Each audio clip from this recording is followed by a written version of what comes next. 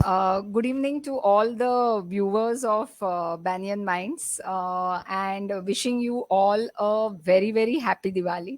तुम्हाला सगळ्यांना दीपावलीच्या खूप खूप शुभेच्छा. दिवाळी म्हटलं की फराळ, कपडे नवीन ह्या सगळ्या गोष्टींबद्दल अजून एका गोष्टीची जोड त्याला असते की जे आपलं टिपिकल बायकांचं जे स्त्रीधन मानलं जातं आणि ते म्हणजे दागिने.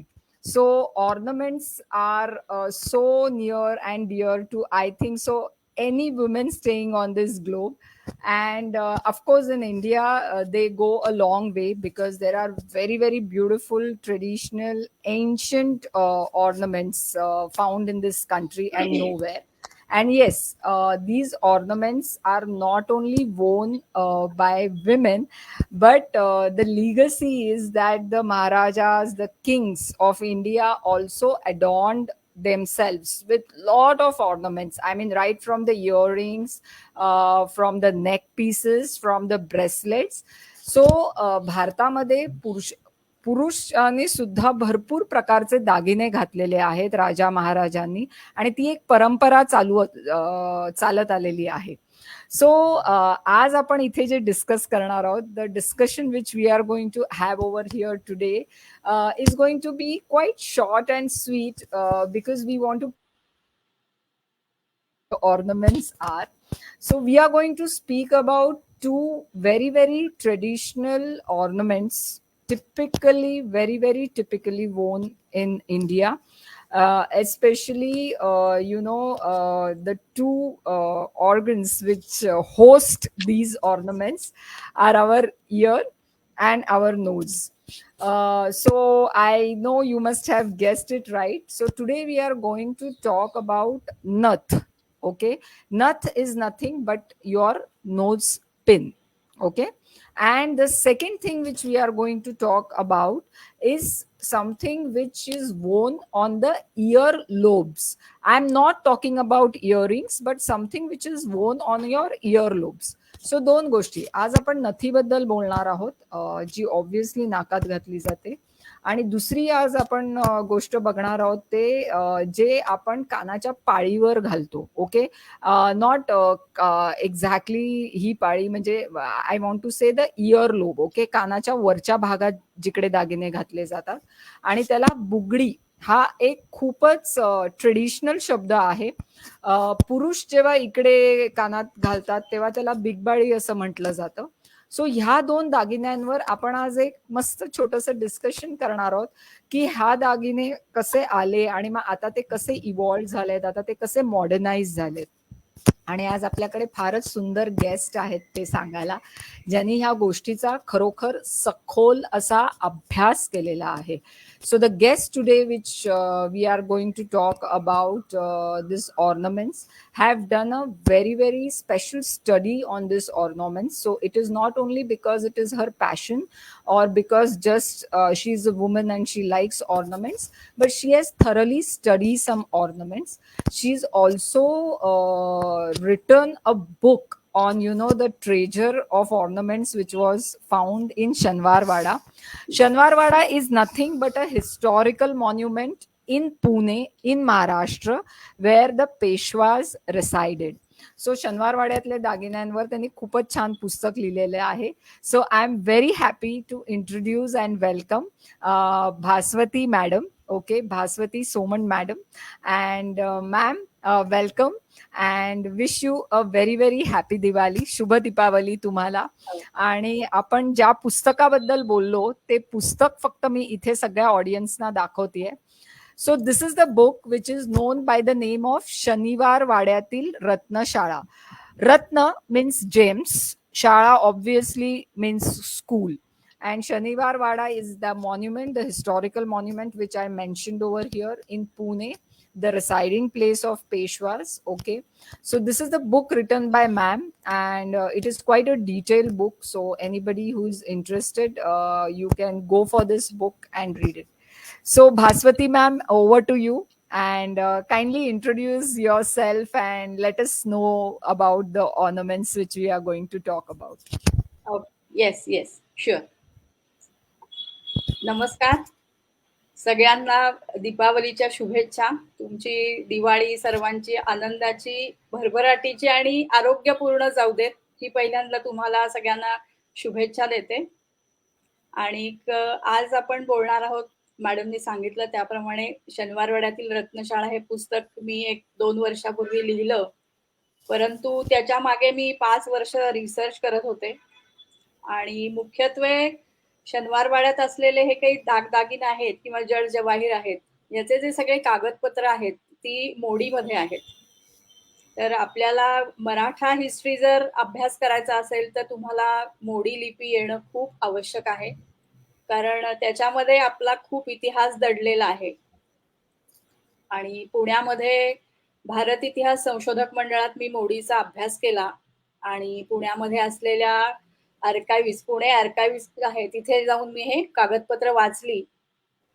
आणि जी कागदपत्र वाचली त्यातला 1 दशांश भागच मी या पुस्तकातून लोकांसमोर आणलाय, कारण पेशव्यांच्या काळात जे काही दागदागिने होते त्यांची खूप मोठी मोजदाद याच्यामध्ये आहे.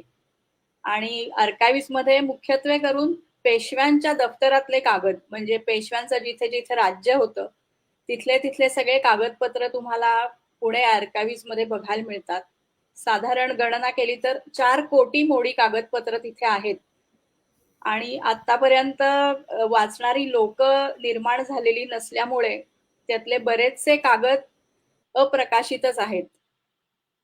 त्यामुळे ज्यांना ज्यांना या विषयात रस असेल, इतिहासात रस असेल, त्यांनी जरूर संपर्क साधलात तर आपल्याला मोडी पण शिकता येईल आणि तिथे जे दडलेला इतिहास आहे तो लोकांसमोर मांडता येईल, कारण ही ऑथेंटिक कागदपत्र आहेत. आपण जेव्हा इतिहासाचा अभ्यास करतो तेव्हा आपल्याला जी मूळ गोष्टी असतात किंवा मूळ स्रोत असतात त्याच्यावरती जर काम करायचं असेल तर तुम्हाला मोडी आल्याखेरीज काही पर्याय नाहीये. तर आपण आता आज जो विषय निवडलाय की आपले जे दागदागिने आहेत त्याच्यातले बुगडी आणि नथ, या विषयाबद्दल मला जी काही थोडीफार माहिती आहे ती मी आपल्या बरोबर नक्की शेअर करायला मला खूप आनंद होईल. तर आपण सुरुवातीला थोडीशी बुगडीबद्दल माहिती बघूयात. की मुख्यत्वे हे दोन्ही दागिने आहेत ते स्त्रियांचे आहेत.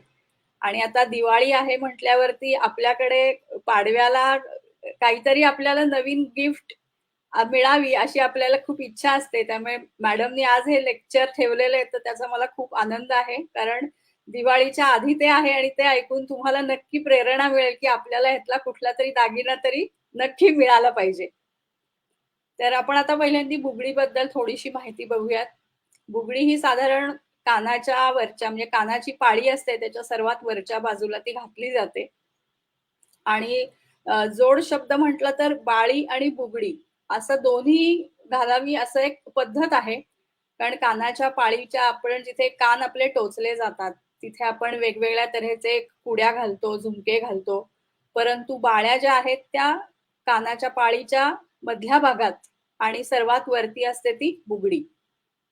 तर बुगडीचं स्वरूप असं असतं की त्याला फिरकी असते वरच्या बाजूनी आणि खाली त्याला लोंबणारे मोती असतील किंवा सोन्याचे मणी असतील आणि हिऱ्याचे पण काही काही ठिकाणी आपल्याला ते बघायला मिळतात. परंतु याच्यामध्ये काय असतं की तुम्हाला केसात अडकू नये किंवा काम करताना ते अडकू नये, हातात अडकू नये अशा पद्धतीने ती थोडीशी नाजूक असते आणि ती साधारणपणे सोन्यात केलेली असते. तर त्याच्यामध्ये विविध भाग असतात की वरून त्याला टोपणासारखं पण लावलं जातं, कारण ती फिरकी असते. आणि त्याच्यामध्ये तुम्हाला छोटे छोटे सोन्याचे मणी असतील किंवा पाचू असतील, माणिक असतील. आणि आपल्याला नवीन नवीन पद्धतीनुसार असं दिसतं की कानातले जे असतात आपले झुमके असतील किंवा कुड्या असतील त्याला मॅचिंग असणारी बुगडी सुद्धा आजकाल आपल्याला बघायला मिळते. आणि सोन्यातली ती जास्त करून बघितली जाते. त्याचं कारण असं की सोन्याने कान टोचला तर तो चिडत नाही. चिडत नाही म्हणजे त्याचं तुम्हाला इन्फेक्शन होत नाही. त्यामुळे ते साधारणपणे सोन्यातच केलं जातं. काही क्वचित प्रसंगी चांदीत पण केलं जातं, पण पूर्वापार आपण बघितलं तर जास्त करून ते सोन्याचेच तुम्हाला दागिने बघायला मिळतात. आणि त्याचं स्वरूप म्हणजे त्या मोत्याच्या स्पेसिफिक जास्त करून मोत्याच्या केल्या जातात.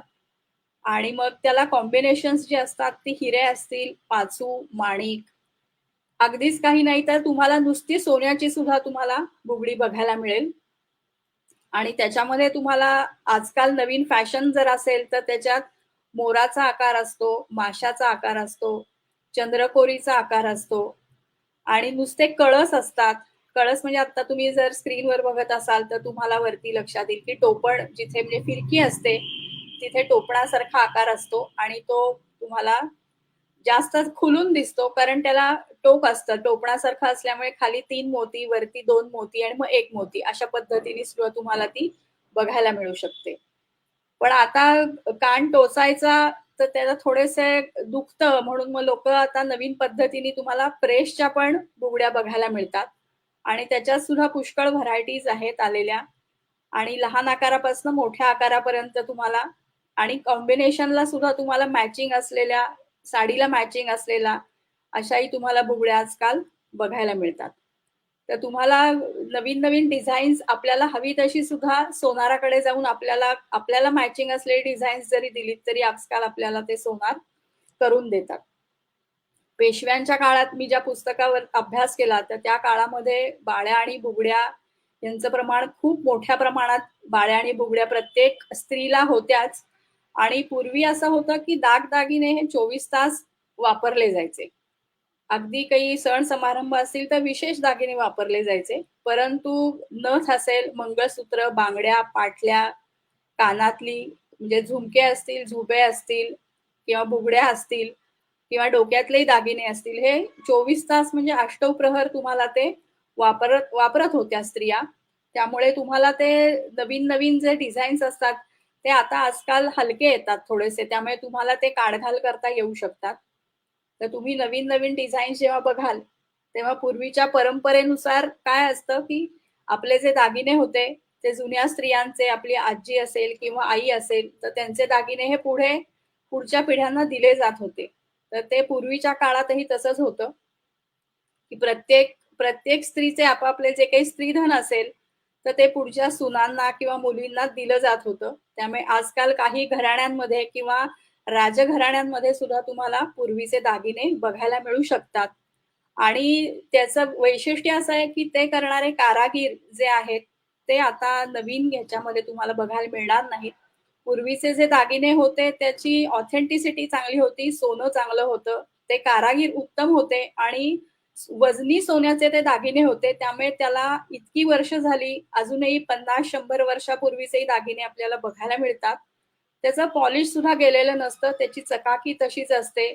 त्याच्यात हिरे माणकं लावलेली असतील तर ती अगदी इतकी सुरेख असतात की त्याच्यात कुठे तुम्हाला असं दिसत नाही की आता ह्याला पॉलिश केलं पाहिजे. इतक्या जुन्या पद्धतीचं जे त्याची प्युरिटी जी होती ती खूप उत्तम होती. त्यामुळे ते दागिने तुम्हाला अजूनही बघायला नक्की मिळू शकतात.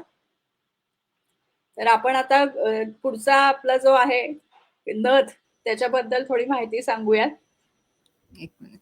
So just now, ma'am spoke about all this earring lobes ornaments. I will very specifically called it bugdi, which is the local name for it.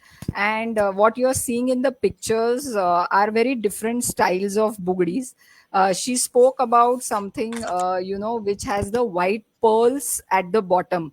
So what I am showing you here now is the same bugdi which has those, it is like a bunch of grapes, and that is a very very typical ancient design of a bugdi which you are just now seeing in the picture.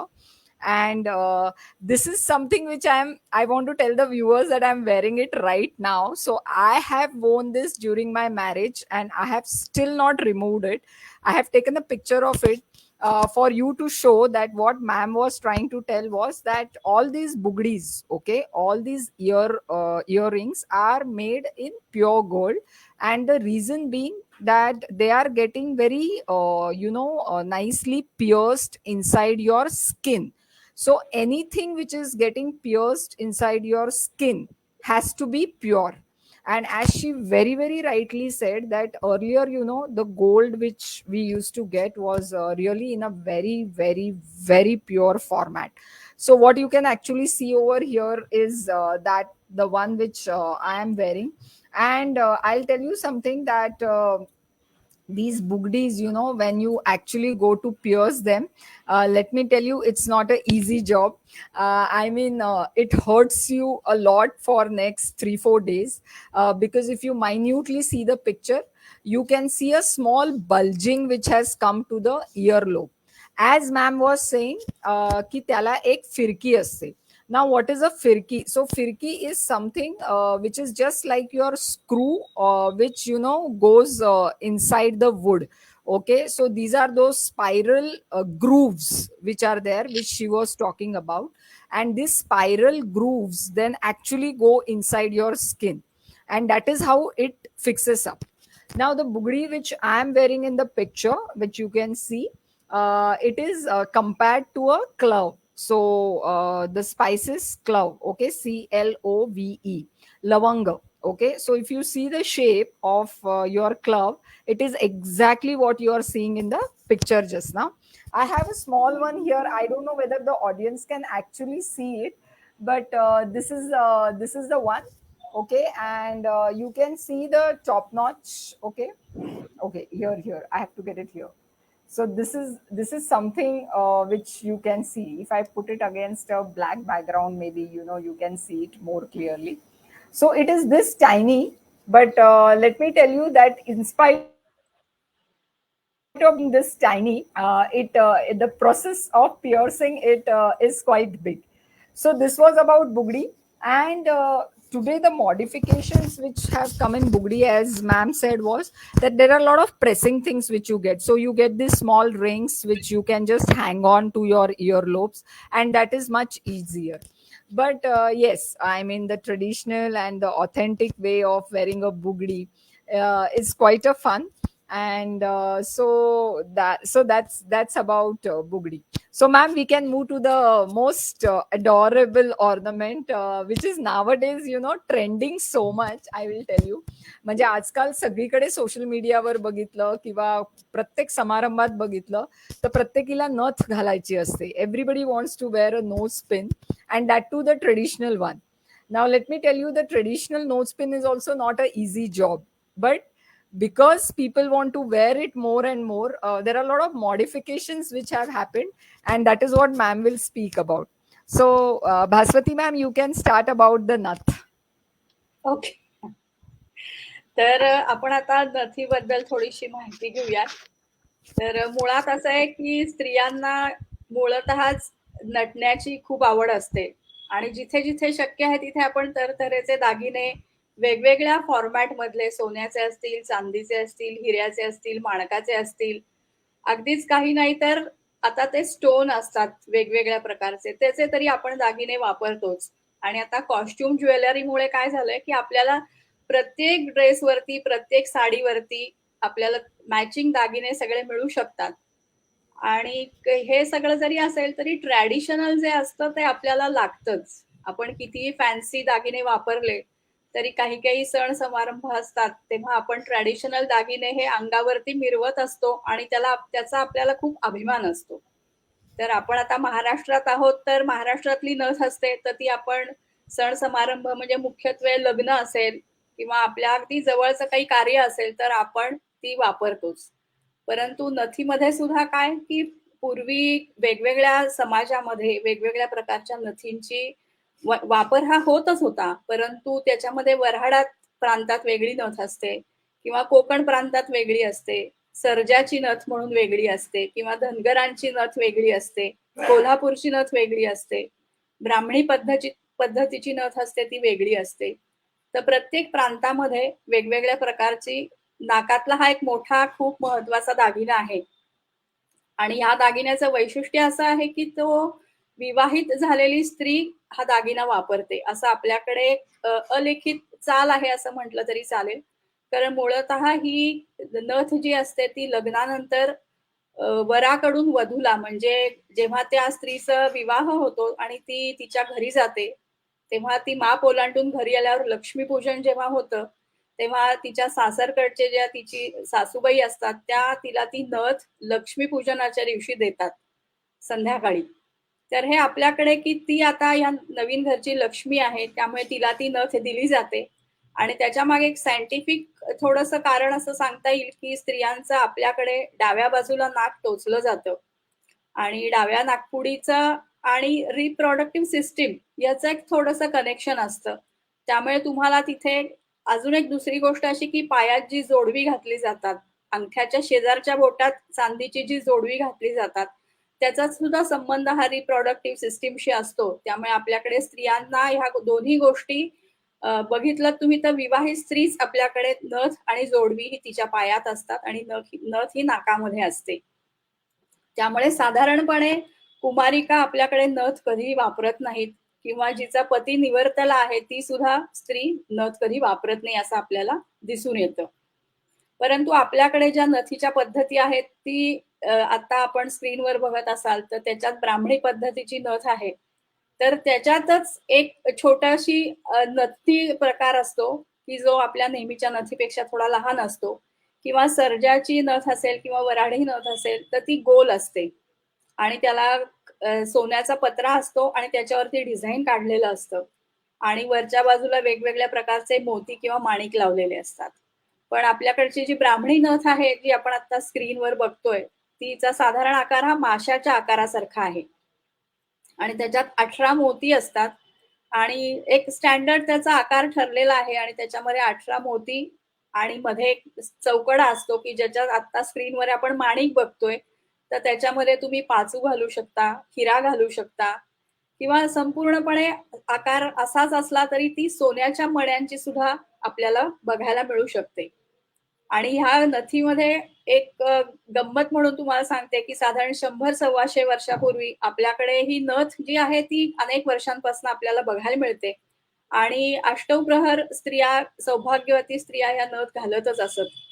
तर 100-125 वर्षापूर्वी पुणे महानगरपालिकेत आपल्या इथे आपल्याला माहितीये की आपल्याला 1947 साली स्वातंत्र्य मिळालं. त्याच्यापूर्वी ब्रिटिशांचं राज्य होतं. त्यांनी 150 वर्ष राज्य केलं. पेशवाई 1817 साली संपली आणि आपल्याकडे ब्रिटिशांची राजवट चालू झाली. तर ब्रिटिशांच्या अधिकाऱ्यांनी असा एक फतवा काढला होता की स्त्रिया नाकामध्ये नथ घालतात आणि त्या बाहेर इकडे तिकडे जातानाही कारण त्या अष्टप्रहर नथ घातली सौभाग्याचं ते लक्षण आहे. मंगळसूत्रासारखीच नथ घातली जात होती. तर स्त्रिया नाकात नथ घालतात तर त्यामुळे काय होतं की बाहेर पडल्यानंतर नाकाच्या त्या छिद्रामध्ये ज्याला वेज म्हटलं जातं तिथे धूळ जाऊन त्यांना इन्फेक्शन होऊन त्या आजारी पडायची शक्यता आहे.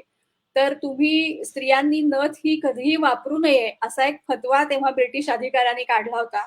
पण अर्थात पुण्यात असं झाल्यानंतर वर्तमानपत्रांनी याचा जोरदार निषेध केला आणि हे कोणीही ऐकलं नाही. कारण आपल्याला ह्या गोष्टी पटत नाहीत की असं असं झालं तर तुम्हाला इन्फेक्शन होईल कारण ते नाकाचं जे भोग असतं त्याच्यामधून इन्फेक्शन जायची शक्यता अजिबातच नसते. कारण काय की ती त्याच्यातून इन्फेक्शन जाण्यासाठी ती जखम नाहीये.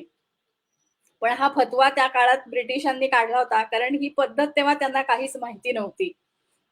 पण त्या ह्याच्यामध्ये एक गमतीशीर नोंद मला आठवली म्हणून मी सांगितली.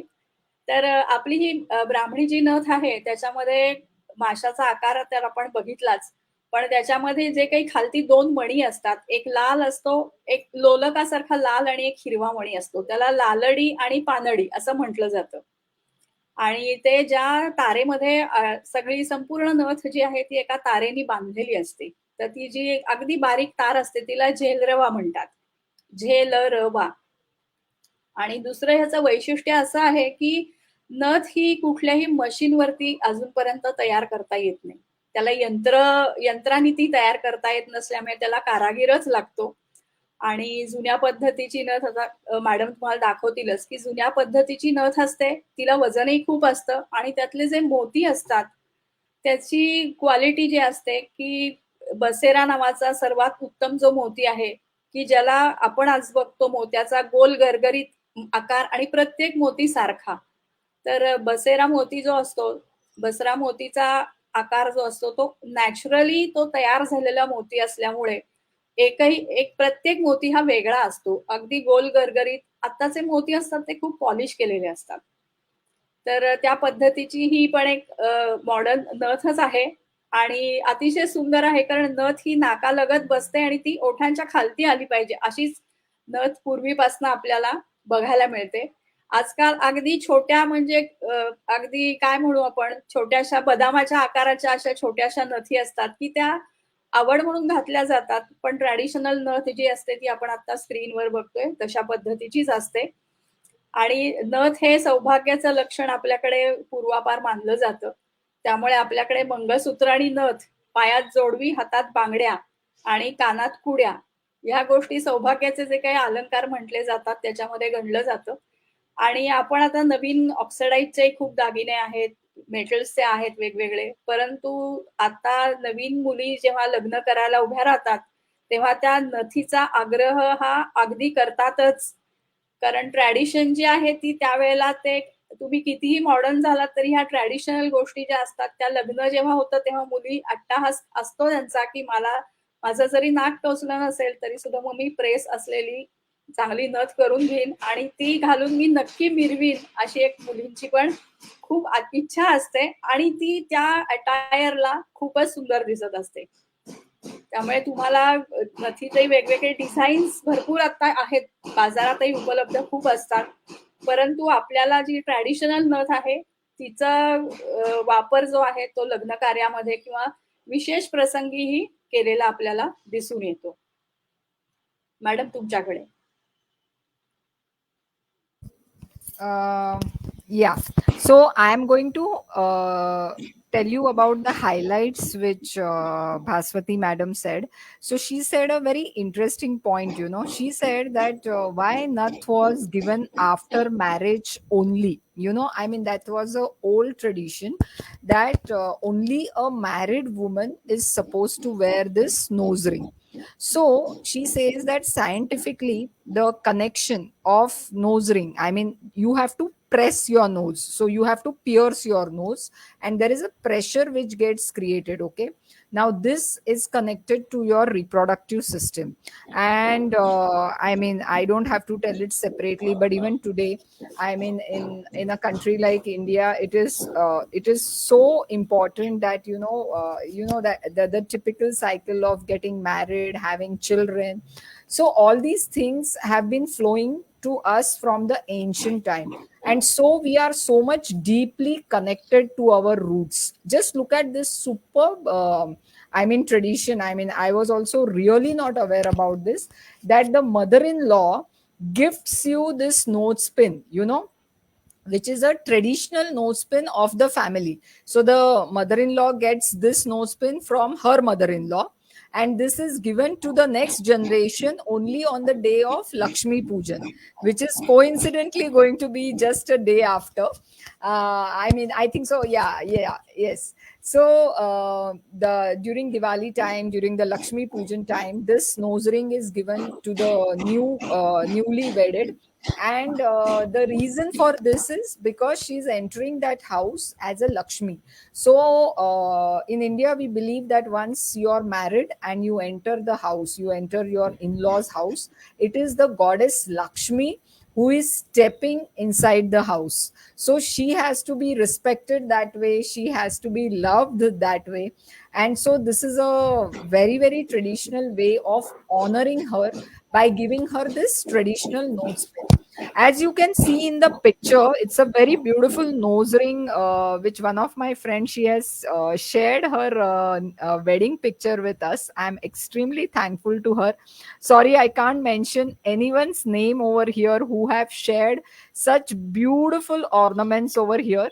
But what she is wearing is a extremely traditional, authenticated nose pin, which you can see that she had to pierce her nose for putting that, during the marriage.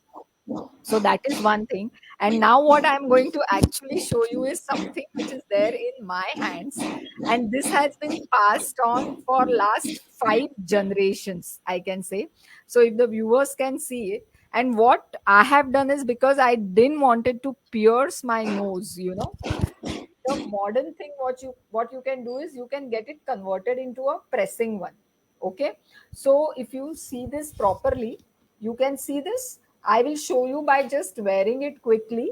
So I can wear it this fast. So can you see this? So your nose need not be pierced and you can still be traditional.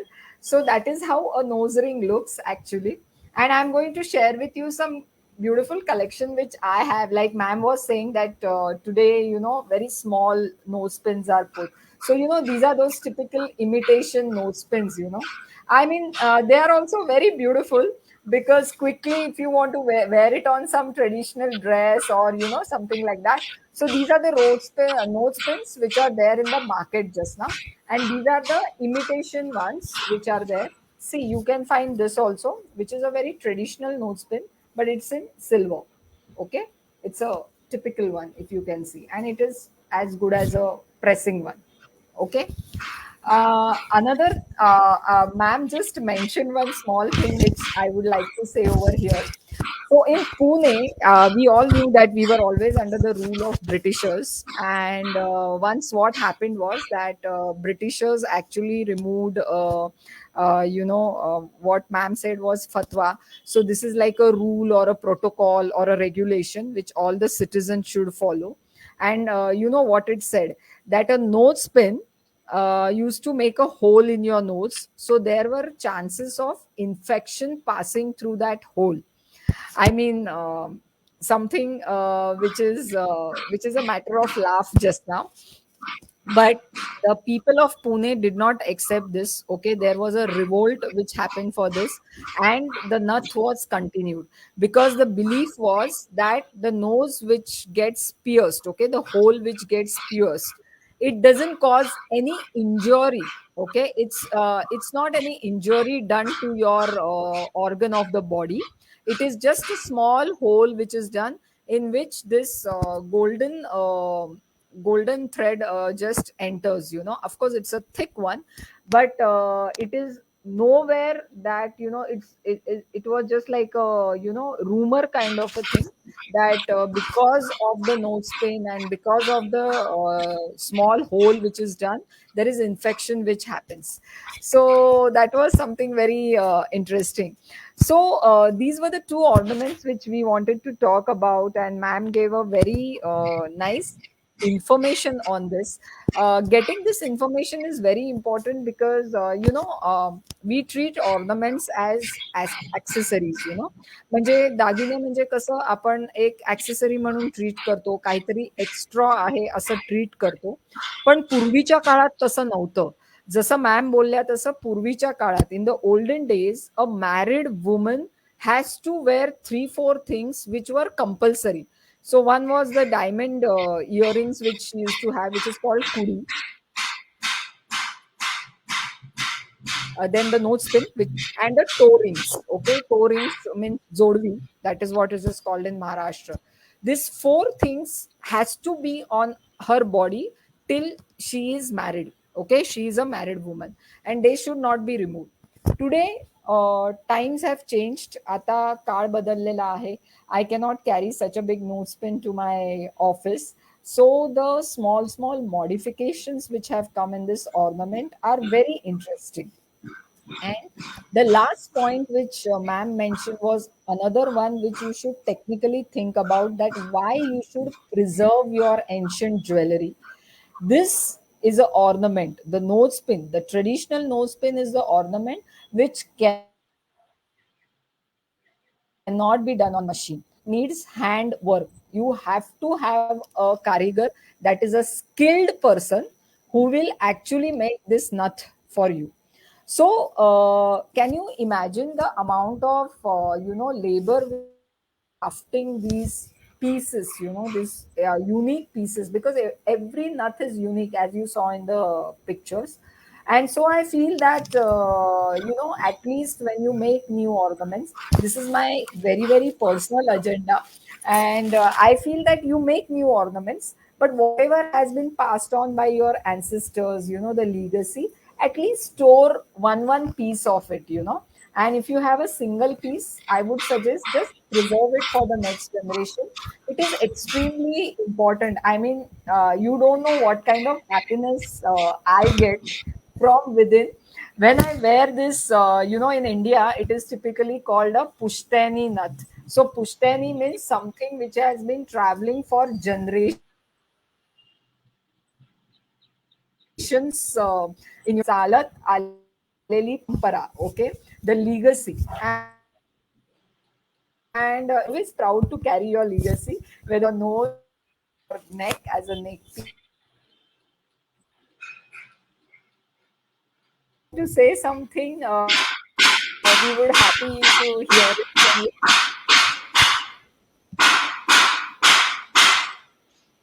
Hello. Hello. Yeah, ma'am. If you want to say something, I said thank you for sharing this information with us. It was really नाही, nice मला पण chatting खूप with you. हां. नाही, मला पण खूप आनंद झाला, की थोडंसं लोकांपर्यंत आपल्याला ही माहिती सांगता आली आणि मला आवडेल परत आपण याच्या पुढच्या काही दागिन्यांबद्दल माहिती आपल्याला लोकांना सांगता आली, तर मला नक्की आवडेल. Yes. So what ma'am is saying is that we will be continuing this as a series. So every time we will club some two ornaments, traditional ornaments and how they have evolved now and how they have been modernized. So ma'am is also interested to show that. Do if you all get a chance, do read the book which ma'am has written. I think so. It will be quite interesting, and maybe next time also we will come with very beautiful photographs. I am really thankful to all those who shared those lovely photos with me. These are original photos. So, I mean, you will not find them on Google. That is what I want to mention over here. And that's why it adds, to enjoy things. So, everybody have a very, very happy Diwali. Ma'am, thank you again for yes. joining us. Thank you. And have thank you. our next one where you will.